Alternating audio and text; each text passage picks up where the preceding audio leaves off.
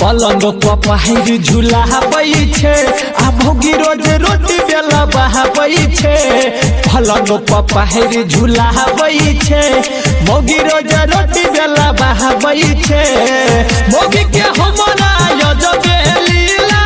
भोगी के हमारा यजबे लीला हमारे से गोरा दबा बहा बैठे पलंग पपाहिर झूला बैठे आ भोगी रोज रोटी बेला बहा बैठे पलंग पपाहिर झूला बैठे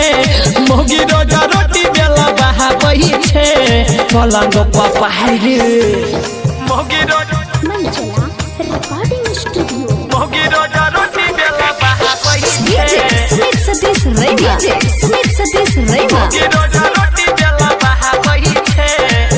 हो झूल भी काका के भोगी ओला भी उड़ाबै छै हमरे से साया सारी रोज खिचबाबै छै हमरे से साया सारी रोज खिचबाबै छै झूल भी काका के भोगी ओला भी उड़ाबै छै हमरे से साया सारी रोज खिचबाबै छै दिन भर में 3 बार नहाबै छै आ हमारा ने बाजारा सताबै छै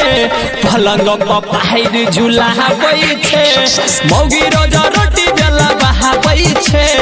पलंग पपाहिर झूला बैठे मौगी रोज रोटी बेला बहाबै छै मौगी रोज रिकॉर्डिंग स्टूडियो मौगी रोज रोटी बेला बहाबै डीजे छै सुमित सतीश रैना सुमित सतीश रैना मौगी रोज रोटी बेला बहाबै छै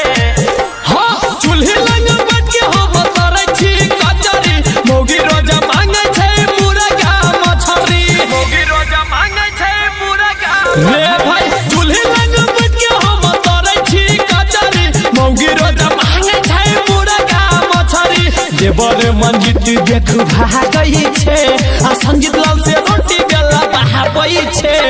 पलंग पपाहिर झूला बैठे मौगी रोज रोटी बेला बहाबै छै पलंग पपाहिर झूला बैठे